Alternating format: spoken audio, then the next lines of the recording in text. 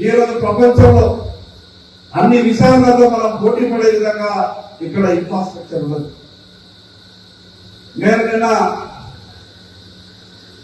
ఈ కార్యక్రమానికి నన్ను రమ్మని ఆహ్వానించినప్పుడు నా మనసులో మెదిలినటువంటి కొన్ని ఆలోచనలు నేను చెప్పేటటువంటి ప్రయత్నం చేసిన.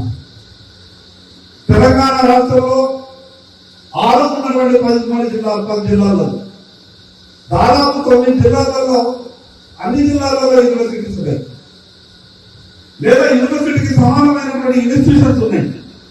కానీ యూనివర్సిటీ లేనటువంటి జిల్లా ఏదైనా ఉన్నది అంటే నా ఆదిలాబాద్ జిల్లా ఉన్నది అని బాధ అనిపించింది. ఆ విషయాన్ని నేను పోయిన అసెంబ్లీలో కూడా ప్రభుత్వం నుంచి తీసుకెళ్లే ప్రయత్నం చేసిన. తప్పకుండా మీ అందరి సహకారంతో నేను నిన్ననే సంబంధిత శాఖ సెక్రటరీకి మాట్లాడినప్పుడు నాకు ఖచ్చితంగా ఆదిలాబాద్ యూనివర్సిటీ కావాలి, నేను ప్రభుత్వాన్ని ఒప్పించే బాధ్యత నేను తీసుకుంటా, గౌరవ ముఖ్యమంత్రి గారిని ఒప్పించే బాధ్యత తీసుకుంటా, నాకు మారగా చెప్పాలని నేను సంబంధిత సెక్రటరీ గారిని అడిగినప్పుడు వాళ్ళు దాదాపు ఒక 10-15 నిమిషాలు నాతో మాట్లాడి చాలా విషయాలు చెప్పింది. నేను వాళ్ళ మాట విన్న తర్వాత నాకు ఒక నమ్మకం, విశ్వాసం ఉన్నది.